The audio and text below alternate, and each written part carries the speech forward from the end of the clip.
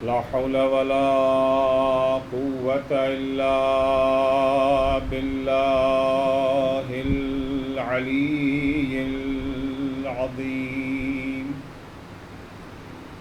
أعوذ بالله من الشيطان اللعين الرجيم. بسم الله الرحمن الرحيم.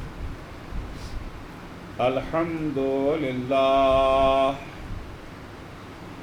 والصلاة والسلام على رسول الله وعلى آله آل الله، لا سيما بقية الله ولعنة الله على أعدائهم أعداء الله من يومنا هذا إلى لقاء الله.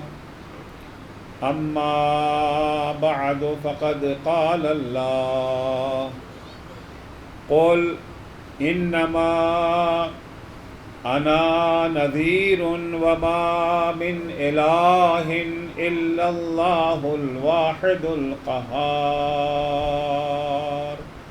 صلوات پڑھیں گے محمد.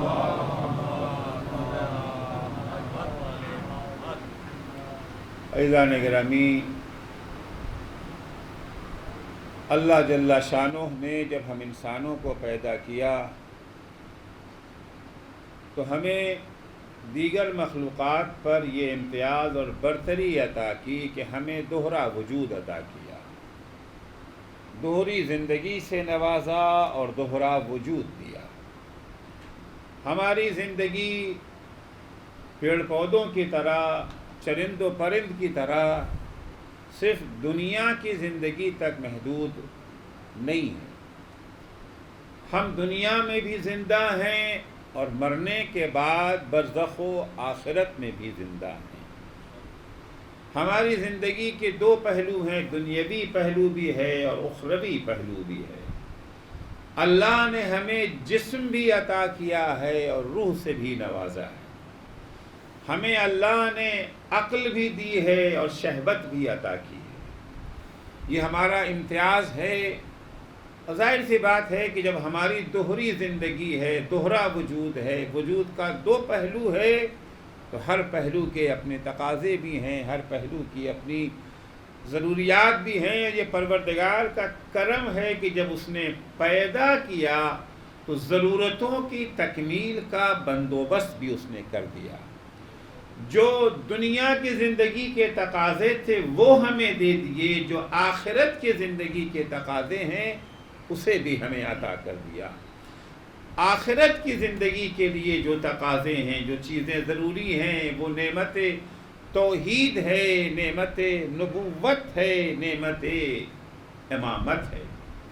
عرض کیا تھا یہ اتنی اہم نعمتیں ہیں کہ قرآن مجید کی 6660 یا 6236 یا 6218 یا 6219 آیتوں میں سے تقریباً 2000 آیتیں، یعنی تقریباً 1/3 قرآن توحید کے سلسلے میں. البتہ میں نے عرض کیا کہ 6660 یا 6236 یا 6218 یا 6219، تو آپ کے ذہن میں تشویش نہ پیدا ہو کیا قرآن کے اندر تحریف ہو گئی ہے، کچھ گھٹا دیا گیا ہے، کچھ بڑھا دیا گیا ہے. بھئی قرآن میں ایک ہی تعداد ہونا چاہیے نا. یہ یا کیوں ہم نے عرض کر دیا کہ 6660 یا 6236 یا 6218 یا 6219؟ اگر 6218 قرآن کی آیتیں ہیں تو جو کہتے ہیں کہ 6660، اس کا مطلب ہے کہ ان کے یہاں کچھ اور اضافہ ہوگا. اور جو 6660 کے قائل ہیں ان کی نگاہ میں 6218 والوں کے ہاں کچھ کمی ہوگی. تو تحریف کی ایک شکل تو یہ بھی ہے نا کہ کچھ گھٹا دیا جائے یا کچھ بڑھا دیا جائے. نہیں عزیزو، قرآن میں نہ کمی ہے نہ اضافہ. جو قرآن ہمارے درمیان موجود ہے وہ بعین ہی وہی قرآن ہے، اتنا ہی قرآن ہے جتنا پیغمبر پہ نازل ہوا تھا. نہ اس میں کوئی کمی ہوئی ہے نہ اس میں کسی قسم کا کوئی اضافہ ہوا ہے. اگر نہ کمی ہوئی ہے نہ اضافہ تو پھر یہ آیتوں کا اختلاف کس لیے ہے؟ کیوں بعض حضرات کا کہنا ہے کہ قرآن کی آیتوں کی تعداد 6660 ہے، کچھ کہتے نہیں 6236 ہے، کچھ کہتے نہیں 6218 ہے، کچھ کہتے ہیں 6219 سے. یہ اختلاف کیوں؟ یہ اختلاف تو صاف اس بات کی نشاندہی کرتا ہے کہ کچھ کمی بیشی ہوئی ہے، یا کچھ کم کر دیا گیا ہے یا کچھ اضافہ کر دیا گیا ہے. نہ کمی ہے نہ اضافہ. اختلاف کا سبب یہ ہے کہ پہلے یہ سمجھ لیں کہ آیت کہتے کسے ہیں، آیت کا مفہوم کیا ہے. پیغمبر اکرم صلی اللہ علیہ وآلہ وسلم جب قرآن مجید کی تلاوت فرماتے تھے، آیت پڑھتے ہوئے جہاں رک جاتے تھے وہاں مسلمان لکھ لیتے تھے آیت. مثال کے طور پر پیغمبر نے فرمایا الحمدللہ رب العالمین، رک گئے پیغمبر، انہوں نے لکھ دیا آیت. الرحمن الرحیم، پھر رک گئے، انہوں نے لکھ دیا آیت. مالک یوم الدین، پھر رک گئے پیغمبر، انہوں نے لکھ دیا آیت. 3 آیتیں ہو گئی. لیکن اگر پیغمبر نے یوں پڑھ دیا الحمدللہ رب العالمین الرحمن الرحیم مالک یوم الدین، انہوں نے لکھ دیا ایک آیت. آیتیں وہی ہیں، الفاظ وہی ہیں، الفاظ میں نہ کمی ہے نہ اضافہ. اب یہ 3 آیت ہے کہ ایک آیت؟ تعداد میں اختلاف اس لیے ہے کہ اختلاف یہ ہوا کہ پیغمبر کہاں رکے تھے کہاں نہیں رکے تھے. بعضوں کے خیال میں پیغمبر یہاں رک گئے تھے، انہوں نے اس کو آیت بنا دیا. بعضوں کے خیال میں پیغمبر یہاں نہیں رکے تھے لہذا انہوں نے اسے آیت نہیں مانا، اس لیے گنتی میں تھوڑا فرق آ گیا، ورنہ قرآن میں کوئی اختلاف نہیں ہے. دوسرا سبب آیتوں میں اختلاف کا یہ ہے کہ آیتیں الگ الگ تھی. مثال کے طور 5 آیتیں ہیں، پیغمبر نے ایک آیت کو پڑھا رک گئے، دوسری آیت کو پڑھا رک گئے، تیسری آیت اور چوتھی آیت میں چونکہ آپس میں کنیکشن تھا، ربط تھا، لہذا پیغمبر رکے بغیر پیغمبر نے تیسری اور چوتھی آیتوں کو باہم پڑھ دیا. تو لہذا ظاہر سے بات ہے جنہیں پہلے سے معلوم تھا کہ یہ تیسری آیت پہ ہے اور یہ چوتھی آیت ہے، انہوں نے اس کو تیسرا مانا اس کو چوتھا مانا. لیکن جنہیں معلوم نہ تھا کہ پیغمبر آیت تو الگ ہے لیکن اس لیے ساتھ پڑھ دیا ہے کہ چونکہ ایک آیت کا دوسری آیت سے ربط اور تعلق تھا، انہوں نے اس کو 2 آیت مان لیا. تو آیتوں کی تعداد میں، آیتوں کی گنتی میں جو اختلاف ہمارے ہاں روایتوں میں پایا جاتا ہے وہ اس لیے نہیں ہے کہ جن لوگوں نے آیتوں کو زیادہ مانا انہوں نے پورے کا پورا لے لیا یا کچھ اضافہ کر دیا، اور جن لوگوں نے آیتوں کا نمبر کم بیان کیے انہوں نے قرآن میں سے کچھ گھٹا دیا. نہ انہوں نے گھٹایا ہے نہ انہوں نے بڑھایا ہے. آیتوں کے درمیان اگر اختلاف پایا جاتا ہے تو اس لیے ہے کہ پیغمبر کہاں رکے تھے اور پیغمبر کہاں نہیں رکے تھے. صلوات پڑھیں گے محمد و آل محمد پر.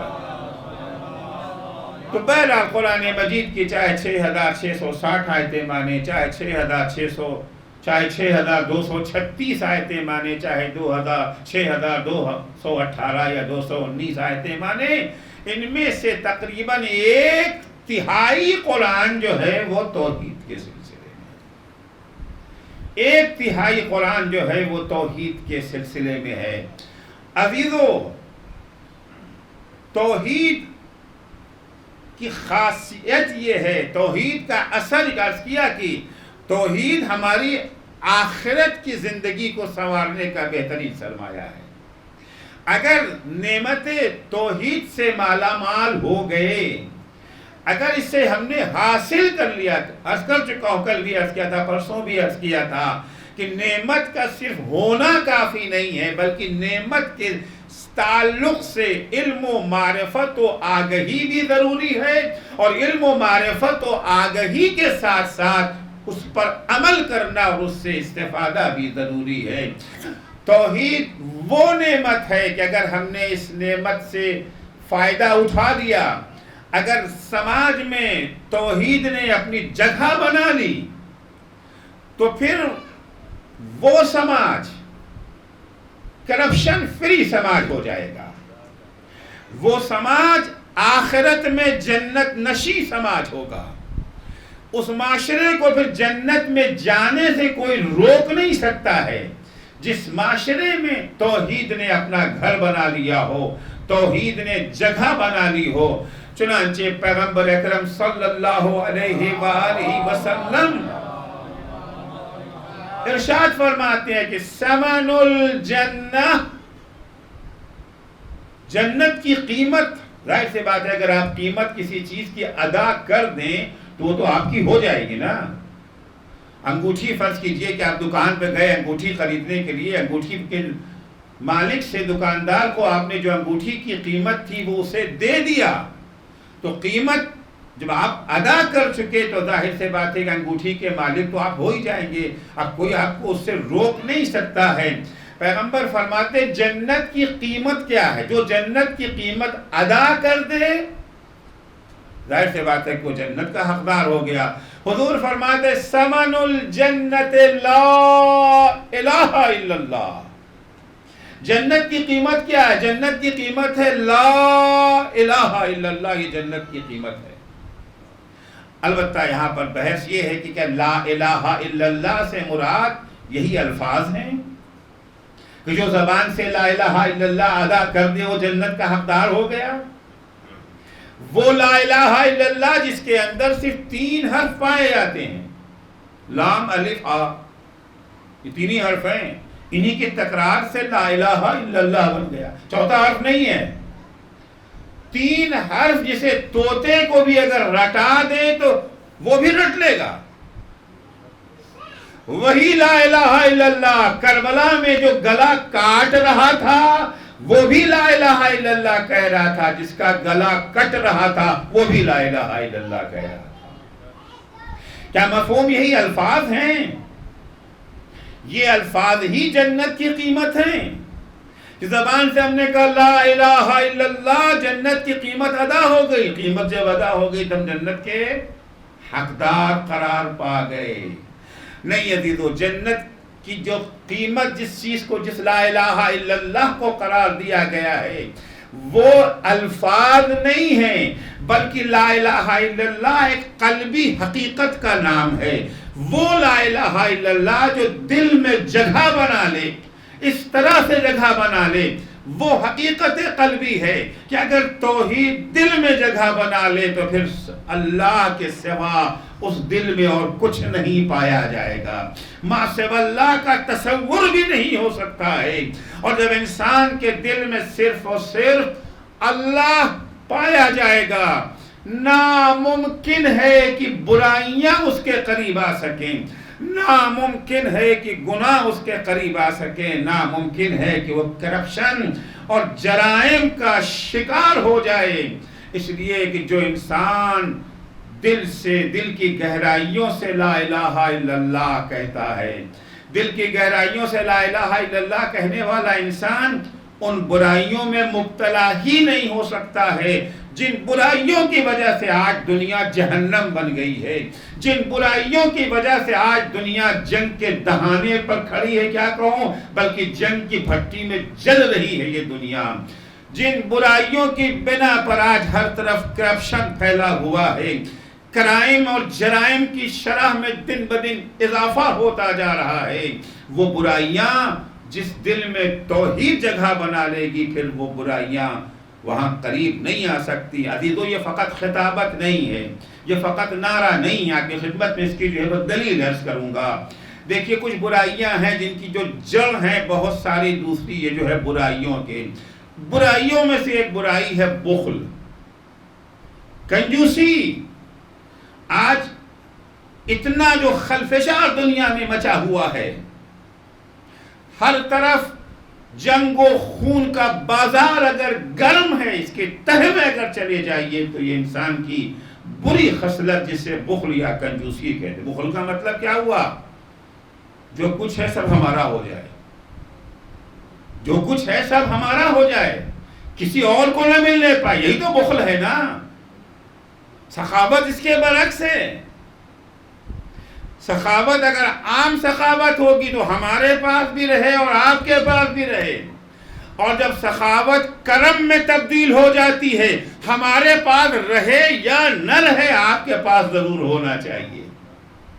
اگر سخاوت کا جذبہ دنیا میں عام ہو جائے تو پھر لڑائی ہوگی، پھر جنگ ہوگی، پھر یہ فتنہ و فساد ہوگا۔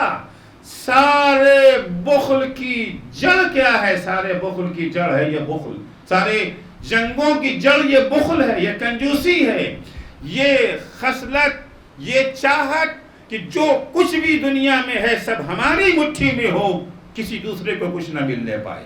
یہی وجہ ہے 7 سمندر پار سے بھی انسان چلا آتا ہے، حالانکہ اللہ نے سب کچھ انہیں دے رکھا ہے، سب کچھ نوازا ہے، بہترین زمین ان کے پاس، جنگل ان کے پاس، معادن ان کے پاس، ساری چیزیں موجود ہیں۔ اس کے باوجود دوسری قوموں کے بھی یہ جو ہے قدرتی ذخائر کے اوپر نگاہیں جمی ہوئی، کیوں؟ سب کچھ ہمارے پاس رہ جائے۔ قرآن کی نگاہ میں جو بخل کا شکار ہو جاتے ہیں وہ قرآن کی نگاہ میں جہنمی ہیں۔ قرآن انہیں جہنمی کہتا ہے، ان کے لیے عذاب شدید کا قائل ہے قرآن مجید جو بخل اور کنجوسی کا شکار ہو جاتا ہے۔ قرآن کی آیت پڑھتا ہوں، والذین یکنزون الذهب والفضة ولا ينفقونها في سبيل الله فبشرهم بعذاب علیم۔ جو لوگ سونا چاندی اکٹھا کر کے بیٹھے رہتے ہیں، اسے راہ خدا میں خرچ نہیں کرتے، دولت جو اللہ نے انہیں عطا کی ہے، ان کے پاس جو ثروت موجود ہے، جو پیسہ ان کے پاس موجود ہے، جو وسائل ان کے پاس موجود ہیں، سب کو گھیر کر کے اکیلے لے کے بیٹھ جاتے ہیں، راہ خدا میں خرچ کرنے کو تیار نہیں ہوتے ہیں۔ کیوں تیار نہیں ہوتے ہیں؟ بخل کی وجہ سے، کنجوسی کی وجہ سے نہیں، یہ صرف ہمارے پاس رہنا چاہیے، کسی اور کو نہیں ملنا چاہیے۔ قرآن کہتا ہے فَبَشِّرْهُمْ بِعَذَابٍ عَلِيمٍ، انہیں دردناک عذاب کی بشارت دے دو۔ تو جو بخل کرتے ہیں ان کے لیے کیا ہے؟ قرآن کہہ رہا ہے انہیں دردناک عذاب کی بشارت دے دو۔ کیا موحد بخیل ہو سکتا ہے؟ نہیں۔ کیوں؟ کیونکہ خداوند متعالی کہتا ہے میری عزت و جلال کی قسم، میں موحدین کو کبھی جہنم میں نہیں جانے دوں گا۔ تو جو موحد ہوں گے وہ جہنم میں نہیں جائیں گے، اور جو بخیل ہوں گے وہ جہنم میں جائیں گے۔ اس کا مطلب کیا ہوا؟ اس کا مطلب یہ ہوا کہ جو بخیل ہیں وہ موحد نہیں ہو سکتے۔ جہاں توحید جگہ بنا لے گی وہاں بخل کا گزر بھی نہیں ہو سکتا ہے۔ ایک صلوات پڑھیں گے محمد و آل محمد پر۔ والذین یکنزون الذهب والفضة ولا ينفقونها في سبيل الله فبشرهم بعذاب علیم۔ جہاں شمع توحید جس قلب میں روشن ہوگی، ناممکن ہے کہ قرآن اور خدا کے صریحی حکم کے باوجود وہ اپنے مال و دولت میں دوسروں کو شریک کرنے کے لیے تیار نہ ہو۔ قرآن مجید نے واضح لفظوں میں اعلان کر دیا ہے، خمس کو واجب کر دیا، زکوٰۃ کو واجب کر دیا۔ تو قرآن کا صریحی حکم ہے خمس کے سلسلے میں، وَاعْلَمُوا أَنَّمَا غَنِمْتُم مِّن شَيْءٍ فَأَنَّ لِلَّهِ خُمُسَهُ وَلِلرَّسُولِ وَلِذِي الْقُرْبَى وَالْيَتَامَى وَالْمَسَاكِينِ وَابْنِ السَّبِيلِ إِن كُنتُمْ آمَنتُم بِاللَّهِ وَمَا نَزَّلْنَا عَلَىٰ عَبْدِنَا۔ دیکھو تمہیں جو بھی فائدہ ہوتا ہے، جو تمہیں یہ جو ہے پروفٹ ہوتا ہے، اس میں سے 5واں حصہ تمہیں نکال دینا ہے، اللہ کے لیے، رسول کے لیے، ذوی القربہ کے لیے، یتیموں، مساکین و ابن سبیل کے لیے۔ کس سے خطاب ہو رہا ہے؟ نکال دو۔ خطاب کس سے ہو رہا ہے؟ قرآن کہتا ہے ان کنتم آمنتم باللہ وما نزلنا علی عبدنا، اگر تمہیں ایمان اللہ پر ہے اور ان قوانین و فرامین پر ایمان ہے جو اللہ نے اپنے بندے محمد مصطفیٰ صلی اللہ علیہ وآلہ وسلم پر نازل کیا. اگر ایمان ہے، یعنی اگر تم موحد ہو، اللہ نے کیا نازل کیا کہ 2000 آیتیں توحید کے سلسلے میں. اگر توحید پر تمہیں اعتقاد ہے، اگر موحد ہو، تو تم یقیناً خمس ادا کرو گے. کس کے لیے؟ غربا کے لیے، مساکین کے لیے، یتیموں کے لیے تم اسے ادا کرو گے. ناممکن ہے کہ ایک انسان موحد بھی ہو اور خمس دیتے وقت اس کا ہاتھ کانپنے لگے کہ میں اپنی گاڑھی کمائی کیوں دوں. ایک موحد یہ لفظ نہیں کہہ سکتا کہ میں اپنی گاڑھی کمائی کیوں دوں، کیونکہ موحد اپنی کمائی کو اپنی کمائی سمجھتا ہی نہیں ہے. موحد کی نگاہ میں تو اس کا اپنا وجود بھی اپنا نہیں ہے. موحد کی زبان پہ ایک کلمہ ہوتا ہے، انا للہ و انا الیہ راجعون. ہم تو اللہ کی ملکیت ہے. انا للہ کا کیا معنی ہے؟ ہم اللہ کی ملکیت ہیں، ہم اللہ کی پراپرٹی ہیں. وَإِنَّا إِلَيْهِ رَاجِعُونَ، یہ ملکیت، یہ پراپرٹی اللہ نے کچھ دنوں کے لیے بطور امانت ہمیں دیا ہے، اور ایک دن اسے یہ امانت لوٹانا پڑے گی. اِنَّا إِلَيْهِ رَاجِعُونَ. تو جو موحد ہے وہ اپنی کسی چیز کو اپنا تو سمجھتا ہی نہیں ہے، ہر چیز کو اللہ کی عطا سمجھتا ہے، اللہ کی ملکیت سمجھتا ہے. اس کی دی ہوئی دولت تصور کرتا ہے. جب اس کی دی ہوئی دولت تصور کرے گا تو یہ کیسے کہہ سکتا ہے کہ اپنی گاڑی کمائی کسے دے دوں. فرض کیجئے کہ کسی صاحب نے 1 کروڑ روپے آپ کو دے دیا، 1 کروڑ روپے آپ کے حوالے کر دیا کہ بھائی اس کو آپ بطور امانت رکھے رہیے، اور آپ اسے امانت سمجھ رہے ہیں، اپنی ملکیت نہیں سمجھتے ہیں. ملکیت سمجھ لیں گے پھر تو ذرا یہ جو ہے مشکل ہو جائے گی. نہیں، آپ امانت ہی تصور کر رہے ہیں. جب آپ کا تصور یہ ہے کہ یہ دولت فلاں 1 کروڑ روپے فلاں صاحب کی امانت ہے، اس کے بعد ان کا یہ خط آپ کے پاس آ جائے، اس 1 کروڑ میں سے 80 لاکھ آپ رکھ لیجئے، 20 لاکھ انہیں دے دیجئے، آپ کو پریشانی کوئی ہوگی؟ کوئی پریشانی ہوگی آپ کو؟ نہیں، ہرگز نہیں ہوگی پریشانی، کیونکہ آپ کا تو ہے ہی نہیں نا. آپ تو کہیں گے چلو اچھا ہوا بوجھ کم ہو گیا، کیونکہ امانت پہ بوجھ ہے نا. امانت ایک بوجھ ہے انسان کی، اگر آپ واقعا اسے امانت سمجھ رہے ہیں، کیونکہ امانت میں آپ تصرف تو نہیں نہ کر سکتے. امانت اگر آپ کے پاس ہے تو آپ کی صرف ذمہ داری بڑھ جاتی ہے، اس کی حفاظت کریں. وہ آپ کے کسی کام کی تو ہے نہیں، امانت ہے وہ چیز. جو کچھ ہمارے پاس ہے، موحد اسے کیا سمجھتا ہے؟ امانت سمجھتا ہے. دولت ہے تو امانت ہے، عزت ہے تو امانت ہے، شہرت ہے تو امانت ہے، اقتدار ہے تو حتی اولاد ہے تو وہ بھی امانت ہے. اولاد بھی امانت ہے. مشہور قصہ ہے جناب ابو ایوب انصاری کا. ابو ایوب انصاری رسول خدا کے جلیل القدر صحابیوں میں سے ہیں. مدینہ جب آئے تھے حضور نے سب سے پہلا قیام انہی کے گھر میں کیا تھا، ابو ایوب انصاری کے ہاں. ابو ایوب انصاری کے ایک بیٹا تھا، ایک بچہ تھا، کیونکہ بیمار رہتا تھا. ابو ایوب انصاری کا بچہ بیمار ہے. ایک دن وہ اپنے گھر سے باہر گئے جاب کے لیے. کام ظاہر سی بات ہے کہ جاننا تو پڑتا ہی ہے، جاب ہے، بزنس ہے، کاروبار ہے. بیماری اپنی جگہ پر ہے لیکن جاب کاروبار اپنی جگہ پر. چلے گئے اپنے کاروبار کے سلسلے میں. دوپہر ہوتے ہوتے بچے کی حالت زیادہ بگڑ گئی. تھوڑے عرصے کے بعد بچے کا انتقال ہو گیا. اب گھر میں ماں موجود ہے. ظاہر سی بات ہے کہ اولاد ہے، اولاد تو باپ کے لیے بھی بہت عزیز ہے، مگر ماں کے لیے اولاد کا صدمہ باپ کے لیے بھی بڑی مصیبت ہے. چرسد کی ماں، لیکن ماں اگر موحدہ ہو تو کس مقام پر پہنچ جاتی ہے، کیا حال ہوتا ہے. وہ ماں ہے جس کے دل میں شمع توحید روشن ہے. بیٹے کا انتقال ہو گیا، بہرحال ماں ہے، روئی دھوئی، آنسو بہایا. شام جب ہونے لگی، شوہر کے گھر آنے کا وقت ہوا. اب اسلام کی ایک تہذیب ہے، اسلامی تہذیب یہ ہے، خواتین کے لیے بھی ہے اور مردوں کے لیے بھی ہے. مردوں کے لیے ہے کہ جب وہ اپنے گھر میں واپس آ رہے ہوں اپنے بزنس سے، کاروبار سے، جاب سے، ظاہر سی بات ہے جاب پہ کچھ ٹینشن ہوتا ہے، کچھ کاروبار کی پریشانیاں ہوتی، انہیں لے کر کے گھر میں نہ آئیں، انہیں گھر سے باہر چھوڑ کر کے آئیں. گھر میں جب آئیں تو اترا ہوا چہرہ لے کر کے نہ آئیں، لٹکا ہوا منہ سامنے لے کر کے نہ آئیں، تیوریاں چڑھی نہ ہوں، میں تھکا ہوا ہوں، میں نہیں، حشاش بشاش کھلا ہوا چہرہ لے کر کے آئے. گھر والے صبح سے آپ کا انتظار کر رہے ہیں، اگر آپ اس عالم میں آئیں گی تو ان پر کیا گزرے گی. اور بیوی کے لیے اور خواتین کے لیے حکم ہے. ظاہر سی بات ہے گھر کے اندر بھی مشکلیں ہیں، پرابلم ہے، پریشانیاں ہیں، بچے ستا رہے ہیں، ہزار طرح کی مشکلیں ان کے ساتھ بھی ہوتی ہیں. جب شوہر کے آنے کا وقت ہو جائے تو اپنی ساری مشکلوں کو بھول کر کے شوہر کا استقبال کریں، اپنے کو آراستہ کریں، آرائش کریں اپنی، تاکہ شوہر جب گھر آئے تو اسے مرجھایا ہوا چہرہ نظر نہ آئے گھر کے اندر. یہ ہمارے اسلام کی تہذیب ہے. اب شوہر کے آنے کا وقت قریب آ گیا ہے، بیٹا ہے، اگر یہ اسی طریقے سے روتی دھوتی رہیں گی، بیٹھی رہیں گی، بیچارہ تھکا ماندہ شوہر آئے گا، گلاس پانی بھی پینے کی اس کو توفیق نہ ہو سکے گی اور وہ بھی ان کے ساتھ شامل ہو جائے گا. لہذا انہوں نے بچے کے جنازے کو اٹھا کر کے دوسرے کمرے میں لے آ کر کے چادر اڑا کر کے اس کو یہ جو ہے ڈال دیا، اور خود انہوں تیار ہوئیں شوہر کے استقبال کے لیے. شوہر آیا، استقبال کیوں؟ یہ اتنا بڑا حوصلہ کہاں سے آ رہا ہے؟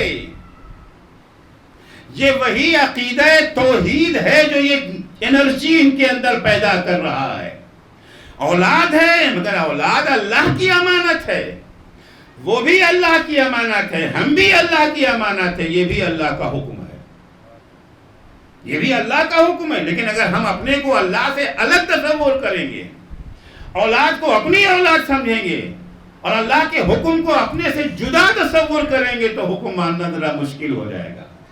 ایسے حالات میں ایک ماں کے لیے اس قانون پہ عمل کرنا مشکل ہو جائے گا. لیکن نہیں، ابو ایوب انصاری کی زوجہ خود کو کنیز خدا تصور کر رہی ہیں، بچے کو اللہ کی دی ہوئی امانت تصور کر رہی ہیں، حکم خدا کو اپنے رب کا حکم تصور کر رہی ہیں.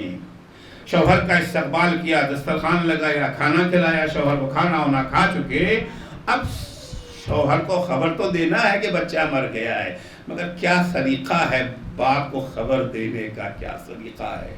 کہتی ہیں یہ بتائیے کہ اگر کوئی آپ کو کوئی امانت دے رکھنے کے لیے اور ایک دن وہ امانت لینے آ جائے تو آپ کیا کریں گے؟ بڑی خوشی کی بات ہوگی، بہت خوشی کی بات ہوگی. بھائی بوجھ اتر گیا، سبک دوش ہو گئے، ذمہ داری ختم ہوئی، ہم تو خوشی خوشی اس کے حوالے اس کی امانت کر دیں گے. کہا تو اتنے برس پہلے اللہ نے ہمیں بھی ایک امانت سپورٹ کی تھی بچے کی شکل میں، آج اس نے امانت کو واپس لے لیا ہے. امانت اللہ نے واپس لے لیا. جائیے جا کر کے اصحاب کو خبر کیجیے، آ کر کے دفن و کفن کا بندوبست کیجیے. بچے کو انہوں نے دفن کیا. جب پیغمبر کے پاس مسجد میں آئے ہیں صبح تو پیغمبر نے دیکھتے ہی کہا ابو ایوب نعم البدل تمہیں مبارک ہو، ایک امانت اللہ نے تم سے لی ہے، اس سے بہتر امانت تمہیں دے رہا ہے. فوری بعد ان کے ہاں کچھ دنوں کے بعد جو دوسرے بچے کی ولادت ہوئی ہے. یہ بچہ امیر المومنین کے ہمراہ جنگ صفین میں شربت شہادت اس نے نوش کیا ہے. درجہ شہادت پہ یہ بچہ فائز ہوا. تو جب توحید کی شمع انسان کے دل میں روشن ہو جاتی ہے، فقط زبان سے کہا جانے والا لا الہ الا اللہ نہیں، ثمن الجنت لا الہ الا اللہ، جنت کی قیمت لا الہ الا اللہ ہے، مگر یہ طوطوں کی طرح سے رٹنے والا لا الہ الا اللہ نہیں ہے. وہ لا الہ الا اللہ، وہ توحید جو دل کے اندر ایک حقیقت بن جائے، قلبی حقیقت کی شکل اختیار کر لے اور پھر دل میں خدا کے سوا کچھ نہ ہو، پھر سے یہ انسان کبھی بخل سے کام نہیں لے سکتا، کبھی یہ انسان بخیل نہیں ہو سکتا ہے. عزیزو، دوسری برائی جس نے دنیا کو تباہی کے دہانے تک پہنچا دیا ہے وہ ہے حسد کی بیماری. آپ اختلافات، لڑائیاں، جنگیں، ان کے پیچھے اگر جا کے ان کے اسباب اور عوامل کا جائزہ لیں، اس کا تجزیہ کریں کہ کیوں فلاں جنگ شروع ہو رہی ہے، کیا وجہ ہے، آج امریکہ کیوں جمہوری اسلامی ایران کے پیچھے پڑا، وجہ کیا ہے؟ آخر سرحدیں مل رہی ہیں، بارڈر مل رہا ہے، سرحدی جھگڑا ہے، جھگڑا کس چیز کا ہے؟ آج بہت ساری یا خلیجی ممالک اگر ایران سے برسر پیکار ہے، کس بات کا اختلاف ہے بھائی؟ سعودی عرب کا ایران کا کیا جھگڑا ہے؟ جھگڑا کیا، اختلاف کیا ہے ان کا؟ کہ بدترین دشمن اگر بنے ہوئے ہیں ایک دوسرے کے، وجہ کیا ہے؟ اس کے اندر ایک اہم ریزن ہے حسد۔ ایران کی ترقی دیکھی نہیں جاتی، ان کی آزادی دیکھی نہیں جاتی، سارے کے سارے غلام بنے ہوئے، ایک ملک ہے جو سر اٹھا کے چلنا چاہتا ہے، یہ کیسے برداشت کر لیا جائے؟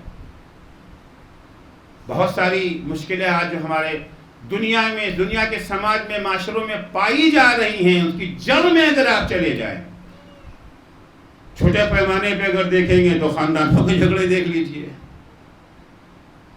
محلوں کے جھگڑے دیکھ لیجئے، بڑے پیمانے پہ اگر دیکھنا چاہتے ہیں تو یہ ملکوں کے جھگڑے دیکھ لیجئے۔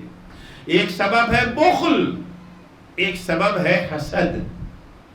جہاں توحید کا تصور آ جائے گا، تصور حقیقی تصور عرض کر رہا ہوں، وہ زبانی والا نہیں، جہاں شمع توحید دل میں روشن ہو جائے گی، جہاں حقیقت توحید اپنی جگہ بنا لے گی، پھر وہاں حسد کی گنجائش نہ ہوگی۔ حسد کا مطلب کیا ہوتا ہے؟ آپ کے پاس ایک چیز ہے اور ہم جو ہیں جل رہے ہیں، ان کے پاس کہاں سے آ گئی؟ دولت ان کے پاس کہاں سے آ گئی؟ یہ عہدہ ان کے پاس کیسے آ گیا؟ یہ حسن و جمال ان کے پاس کیسے؟ ہمیں اللہ نے بدصورت بنایا، انہیں خوبصورت بنا دیا، اللہ نے انہیں اتنا نواز دیا، ہمیں نہیں دیا، ان کے ماشاءاللہ اولاد ہے، ہمارے پاس اولاد نہیں ہے۔ یہی نا حسد ہے۔ انہیں جو دولت ملی تو کہاں سے ملی؟ انہیں اولاد دینے والا کون ہے؟ انہیں خوبصورت بنانے والا کون ہے؟ انہیں شہرت و عزت سے نوازنے والا کون؟ اللہ کے سوا کوئی اور ہے؟ اللہ نے انہیں دولت میں غرق کر دیا، ہمیں فقر و فاقے کا شکار بنا دیا، ہم سوکھی روٹی کھا رہے ہیں، یہ ناز و نعم میں زندگی بسر کر رہے ہیں۔ خوب کی تقسیم پروردگار کی ہے۔ میں نے پہلے دن وہ حدیث مولا کائنات کی پڑھی تھی نا، والمال قد قسمہ بینکم عادل، مال کو عادل خدا نے تمہارے درمیان تقسیم کیا ہے۔ ہمیں اس قابل سمجھا کہ ہم سوکھی روٹی کھائیں، آپ کو اس قابل جانا کہ آپ کو دولت میں غرق کر دیا ہے۔ ہمیں اللہ نے بدصورت بنایا، آپ کو خوبصورت بنا دیا۔ اب اگر ہم آپ سے جل رہے ہیں، حسد کر رہے ہیں، یعنی ہمیں اللہ کی تقسیم پر اعتراض ہے، ہمیں آپ سے زیادہ اللہ پر اعتراض ہے کہ اللہ یہ کہاں کا تیرا انصاف ہے کہ تو نے مجھے سوکھی روٹی دے دیا، انہیں جو ہے مرغ مسلم عطا کر دیا، ہمیں بدصورت بنا دیا، انہیں خوبصورت بنا دیا، ہم اولاد کو ترس رہے ہیں، ان کی اولاد کی لائن لگی ہوئی ہے، ہم عزت کو ترس رہے ہیں، ان کی ہر طرف ہے، جہاں جس جگہ جاتے ہیں لوگ ان کے احترام میں کھڑے ہو جاتے ہیں، ہر طرف ان کا چرچا ہے۔ تو ہمیں ان پر اعتراض نہیں ہے، در حقیقت ہمیں اللہ پر اعتراض ہے۔ اور ایک موحد کبھی اللہ پر انگلی نہیں اٹھا سکتا ہے۔ جہاں توحید ہوگی وہاں کبھی اللہ رضینا قسمت الجبار فینا، مولا علی فرماتے ہیں اللہ نے جو ہمارا مقدر قرار دے دیا، ہمیں اپنے مقدر پر ہم راضی اور خوش ہیں۔ جس حال میں خدا ہمیں رکھے ہمیں اس پر کوئی اعتراض نہیں ہے۔ حسد اتنی بڑی بیماری ہے، حاسد اتنا بڑا گنہگار ہے کہ اللہ جل شانو اپنے حبیب کو تمام عظمتوں کے باوجود کہتا حبیب حاسد سے پناہ مانگیے۔ بسم اللہ الرحمن الرحیم، قل اعوذ برب الفلق من شر ما خلق ومن شر غاسق اذا وقب ومن شر النفاثات في العقد ومن شر حاسد اذا حسد۔ میرے حبیب، پیغمبر کو خطاب ہے، میرے حبیب آپ خدا سے دعا کرے کہ اللہ آپ کو حاسدوں کے شر سے محفوظ رکھے۔ یہ اگر موحد ہوتا، اگر یہ واقعا اس کے ہاں توحید پائی جاتی تو بھلا اللہ اپنے حبیب کو اس سے بچنے کا حکم دیتا؟ موحدین تو آپس میں ایک دوسرے کے دوست ہیں، ایک دوسرے کے بھائی ہیں، ایک دوسرے سے قریب رہنے کا حکم ہے۔ اسلام کی تہذیب کیا ہے؟ اسلام کی تہذیب تو یہ ہے نا، ایک مومن دوسرے مومن کی زیارت کے لیے جائے، ایک مومن دوسرے مومن سے ملاقات کے لیے جائے۔ اسلام ایک مومن کو دوسرے مومن سے کٹا ہوا نہیں دیکھنا چاہتا۔ عظیم عبادتوں میں سے ایک عبادت یہ ہے کہ مومنین ایک دوسرے کے گھر ملاقات کے لیے جائیں، ملنے کے لیے جائیں۔ اگرچہ اب آج کی تہذیب یہ نہیں رہ گئی، اب تو بہرحال کسی کے گھر جانا، حتیٰ اپنے قریبی ترین عزیزوں کے گھر جاتے ہوئے بھی انسان 10 دفعہ سوچتا ہے، مگر اسلام میں یہ نہیں ہے۔ فلاں صاحب سے ملنے جائیں، ارے ٹائم کہاں ہے، وقت کہاں، چھٹی لینا پڑے گی، ایک دن کی چھٹی ہوگی، دکان بند کرنا پڑے گی، دکان کا گھاٹا ہوگا، ایک دن کی تنخواہ ماری جائے گی، فلاں صاحب کریں۔ تو عید بقرعید میں بھی کوئی جانے کو تیار نہیں رہ گیا۔ اسلام کا حکم ہے فلاں تم بیمار ہو گیا، اس کی عیادت کے لیے جاؤ، غمی ہو گئی ہے تو تعزیت کا، کورونا بھی ایک اچھا بہانہ ہو گیا نہ ملنے کا۔ اب تو کوئی ملنے جاتا ہے تو یہ گناہ ہے، نہ ملنے کی تو اس کو دعوت دی جاتی ہے۔ اگر کوئی پہنچ جائے کسی کے گھر تو گویا پتہ نہیں کتنی بڑی مصیبت آ گئی، کون سے آ گئے۔ یہ جو بہرحال کیا ہے اس کورونا کے پیچھے خدا ہی بہتر جانتا، کتنی حقیقت ہے، کتنا افسانہ ہے، کیا سازش ہے۔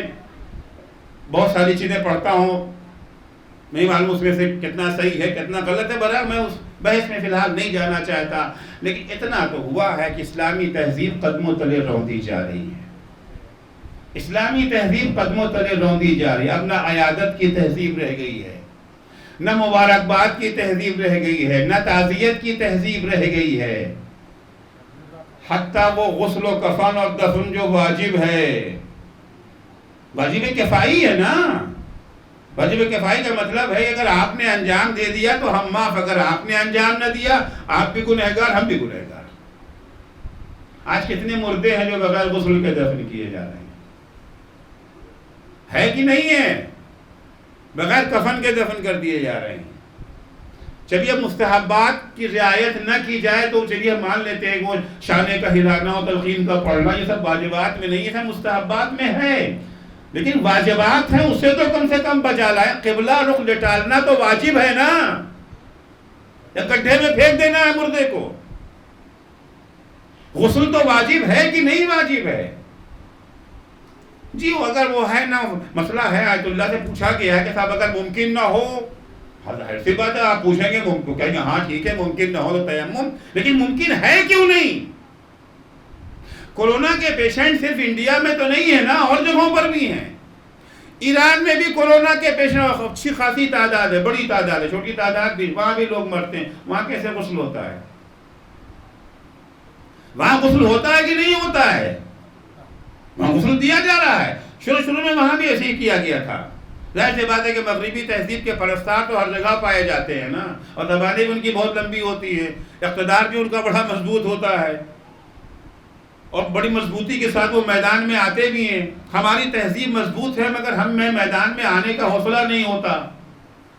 انہوں نے ہوا قائم کر دیا تھا، ہاں یہ ہے، وہ جراثیم آ جائے گا، فنا ہو جائے گا، یہ ہو جائے گا، اس کو ہاتھ نہ لگائے تو پیک کر کے پلاسٹک کے اندر بند کر کے گڈھے میں پھینک دو، اس کو کیمیکل بھی ڈال دو تاکہ جلدی سے ختم ہو جائے۔ لیکن ماشاءاللہ حوزہ علمیہ قوم کے طلباء اور طالبات میدان میں آ گئے، ہم غسل دیں گے، ہم غسل دیں گے۔ کہ جراثیم ہے، کہ جب یہ زندہ تھا ڈاکٹر اس کے پاس جاتے تھے کہ نہیں جاتے تھے؟ نرسیں اسے انجیکشن لگانے جاتی تھی کہ نہیں جاتی تھی؟ زندگی میں جراثیم زیادہ طاقتور تھا یا مرنے کے بعد؟ دو چار کی باتیں ہیں نا۔ جب تک پیشنٹ زندہ ہے جراثیم زیادہ طاقتور ہوتے ہیں، مرنے کے بعد کمزور ہوتے جاتے ہیں، یہاں تک کہ جراثیم ختم ہو جاتا ہے۔ جب زندگی میں ان کے پاس جایا جا سکتا ہے تو مرنے کے بعد کیوں نہیں جایا جا سکتا؟ کہ وہ تو کٹ پہن کے جاتے ہیں اور کیا پہن کے جاتے ہیں، وہ ہم بھی پہن لیں گے، کون سی بڑی بات ہے؟ اگر ایک ڈاکٹر کو وہ ساری چیزیں دی جا سکتی ہیں تو ایک غسل دینے والا کیوں نہیں فراہم؟ کتنے کا آتا ہے؟ 500 روپے کا، 1000 روپے سے زیادہ کا ہے؟ جہاں بھائی ہمارا کوئی مر جاتا ہے تو کوئی معمولی خرچہ تو نہیں نہ ہوتا تھا، سیوں میں 40واں کھانا، خیر الحمدللہ وہ تو بچ گیا نا، اب تو وہ 40ویں کا کھانا ہو، سیوں کا کھانا ہو تو بچ ہی گیا ہے۔ تو کیا 4 عدد کٹ نہیں لے سکتے تھے؟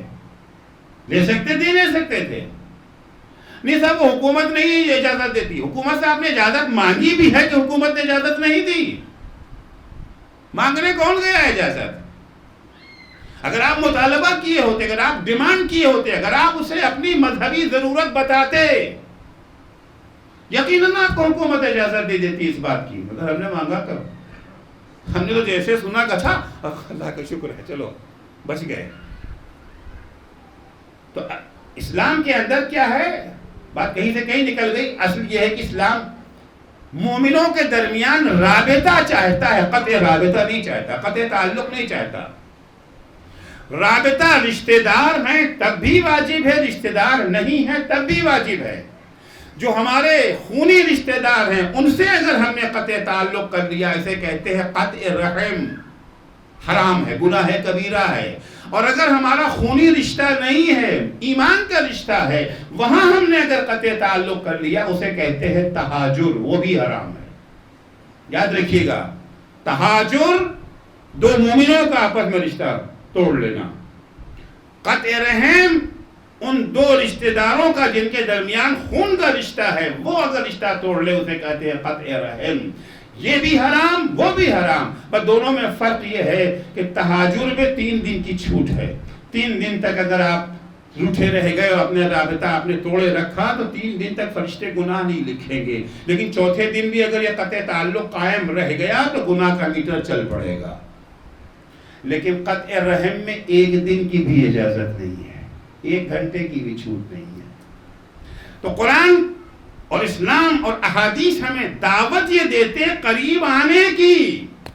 لیکن حاسد وہ شخص ہے جسے قرآن اپنے حبیب سے کہتا، حبیب اس سے دور رہیے، اللہ سے دعا کیجئے کہ قل اعوذ من شر حاسد اذا حسد، حاسدوں کے حسد سے ہمیں محفوظ رکھے.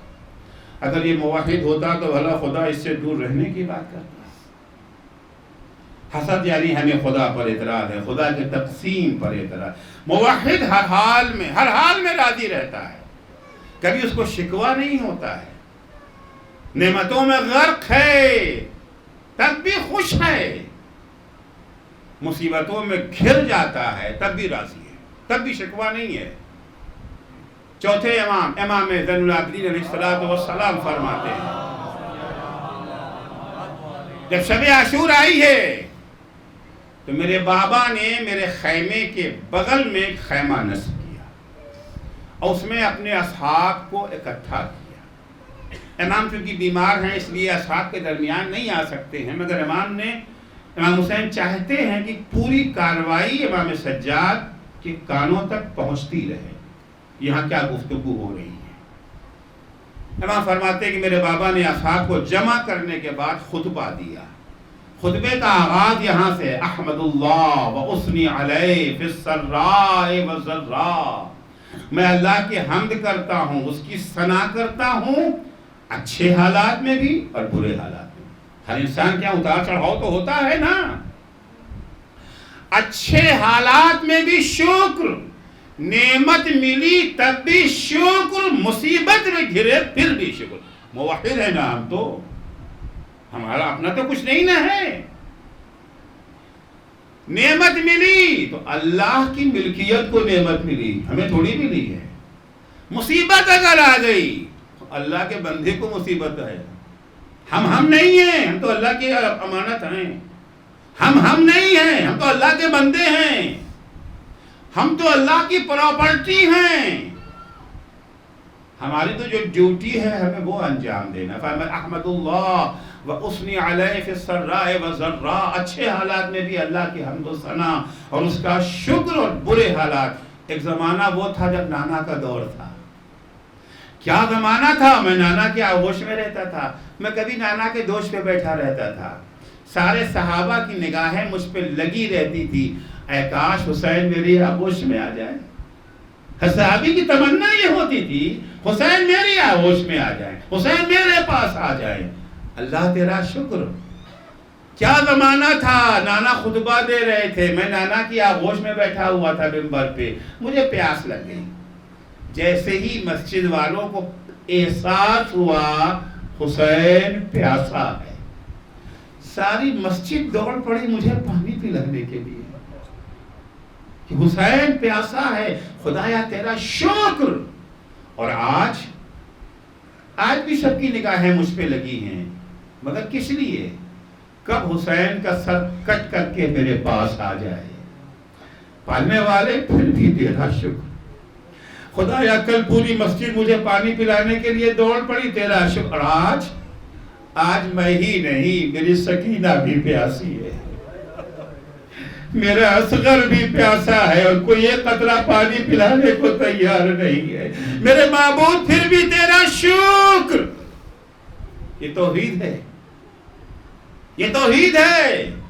یہی نہیں، جس وقت حسین زخموں سے چور ہو کر کے زمین گرم کربلا پہ آ گئے، شمر سینے پہ سوار ہے، گلے پہ خنجر ہے، حسین اپنا رخسار کربلا کی زمین پر رکھے ہوئے اللہ کی بارگاہ میں عرض کرتے ہیں، رضن بقضائک و تسلیما لامرک و صبرن علی بلائک، پڑھنے والے میں ہر حال میں تجھ سے راضی ہوں، ہر مصیبت کو برداشت کرنے کے لیے تیار ہوں۔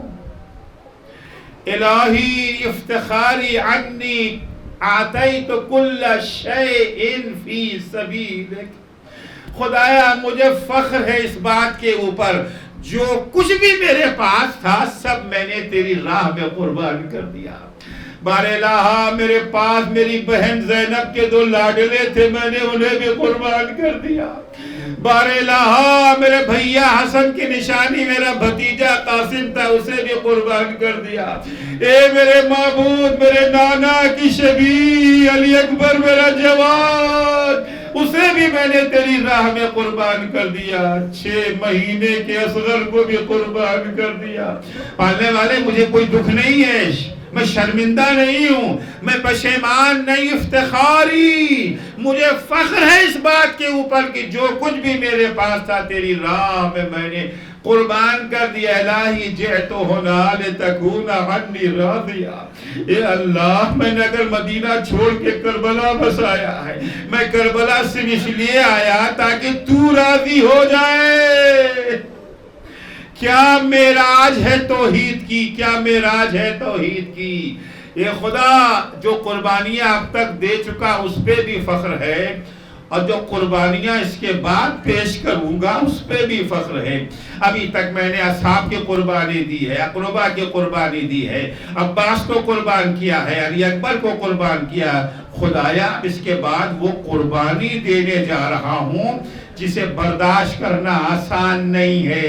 عزیز و حسین نے وہ قربانی دی ہے جسے سید سجاد سوچ کے بھی تڑپ جاتے تھے، تصور کر کے بھی تڑپ جاتے تھے۔ روایات کے جملے ہیں کہ امام سجاد جب قید شام سے چھوٹ کے آئے ہیں، جب تک زندہ رہے روتے رہے، آنسو بہاتے رہے۔ ایک دن منہال آتے ہیں، آنے کے بعد کہتے ہیں مولا کب تک روئیے گا، بہت زمانہ گزر چکا ہے، مولا کب تک آنسو بہائیے گا۔ امام کہتے ہیں منہال تم نے انصاف نہیں کیا، ارے یعقوب کا ایک بیٹا یوسف فقط نگاہوں سے اوجھل ہو گیا تھا۔ قرآن کی لفظیں ہیں یعقوب اتنا روئے کہ آنکھیں سفید ہو گئی، وَبْيَضَّتْ عَيْنَاهُ، ہائے میرے 18 یوسف میری نگاہوں کے سامنے تہے تیغ کر دیے گئے، تم کہتے ہو کہ کب تک روئیے گا۔ منہال کہتے مولا راہ خدا میں قتل ہو جانا تو آپ کے خاندان کی میراث ہے، راہ خدا میں شہادت آپ کے لیے باعث فخر۔ امام تڑپ گئے، منہال پھر تم نے انصاف نہیں کیا، راہ خدا میں قتل ہو جانا ہماری میراث، راہ خدا میں شہید ہو جانا ہمارے لیے باعث فخر، لیکن کیا ماں بہنوں کا برہنہ سر کوفہ و شام کے بازار میں پھرایا جانا بھی ہماری میراث۔ اجرکم اللہ، حسین نے وہ قربانی بھی برضا و رغبت پیش کر دی۔ میرے معبود اگر تیرے دین کے لیے میرے سر کی ضرورت ہے اپنا سر پیش کر دوں گا، اور اگر میرے بہن زینب کے سر کی چادر کی ضرورت ہے میں اسے بھی پیش کر دوں گا۔ عزیزو یہ کوئی معمولی مصیبت نہیں ہے، معمولی مصیبت نہیں ہے۔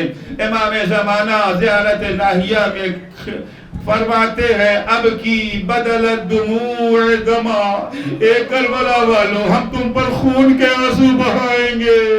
کسی عارف سے امام کی ملاقات ہو گئی، اس نے امام سے پوچھا مولا یہ کربلا کی کون سی مصیبت ہے جس پر آپ خون کے آنسو بہائیں گے؟ کیا یہ وہ مصیبت ہے جب حسین اپنی بہن زینب کے لاڈلوں کا جنازہ لا کے بہن کے سامنے رکھ رہے تھے؟ امام نے فرمایا نہیں، اگرچہ یہ بہت بڑی مصیبت ہے لیکن یہ وہ مصیبت ہے اول محمد اگر زندہ ہوتے وہ بھی خون کے آنسو روتے۔ کہا کیا یہ وہ مصیبت ہے جب حسین اپنے یتیم بھتیجے کا پامال جنازہ بیوہ بھاوش کے سامنے لا کے رکھ رہے تھے؟ کہا نہیں۔ کہا یہ وہ مصیبت ہے جب علی اکبر کے سینے پہ برچھی لگی، حسین کا جوان بیٹا حسین کی نگاہوں کے سامنے ایڑیاں رگڑ رہا تھا؟ کہا نہیں، یہ وہ مصیبت ہے کہ علی اکبر بھی ہوتے تو خون کے آنسو۔ مولا آخر وہ مصیبت ہے کون سی؟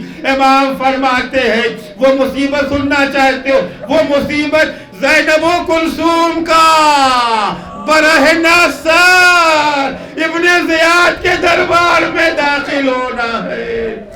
عزیزو یہ بہت بڑی مصیبت ہے جسے ہم آسانی سے بیان کر دیتے ہیں اور آپ سن لیتے ہیں۔ قم قائت اللہ کے گھر میں مجلس ہو رہی تھی، جب خطیب مسائب پڑھتے پڑھتے جملے پر پہنچا ہے دخلت زینب علی ابن زیاد، زینب ابن زیاد کے دربار میں آئی۔ بس یہ سننا تھا، آیت اللہ سر پیٹنے لگے، اے خطیب اس کے آگے کچھ نہ پڑھنا، علی کی لاڈلی اور ابن زیاد کا منحوس دربار۔ الا لعنت اللہ علی قوم الظالمین وسیعلم الذین ظلموا ای منقلب ینقلبون۔ بار الہ تجھے واسطہ ہے محمد و آل محمد علیہ السلام کا، ہماری اس مختصر سی عبادت کو قبول فرما۔ بار الہ ہمیں حقیقی توحید سے آشنا فرما۔ بار الہ کلمہ توحید صرف ہماری زبانوں تک نہ ہو بلکہ ہمارے دل کی گہرائیوں میں اس طرح سے یہ کلمہ اتر جائے، نہ ہم بخل جیسی بیماری میں مبتلا ہوں اور نہ حسد جیسی بیماری کا شکار ہو سکے۔ معبود تجھے واسطہ ہے محمد و آل محمد علیہ السلام کا، جو مومنین و مومنات بیمار ہیں ان سب کو شفائے کاملہ عاجلہ عنایت فرما۔ بار الہ شیعان حیدر کرار، محبان اہل بیت اطہار، زائران سید الشہداء، عزاداران مظلوم کربلا دنیا میں جہاں کہیں بھی ہوں، ان کی جان مال عزت آبرو کی حفاظت فرما۔ بار الہ صدقے میں اہل بیت اطہار علیہ السلام کے مراجع کرام اور رہبر معظم انقلاب اسلامی کی حفاظت فرما۔ امام زمانہ کے ظہور میں تعجیل فرما۔ جب حضرت کا ظہور ہو تو ہمارے اعمال ایسے ہوں کہ ہم ان کے اصحاب و انصار میں شمار ہو سکیں۔ اللہم عجل فی فرج مولانا صاحب الزمان واجعلنا من اعوانہ وانصارہ۔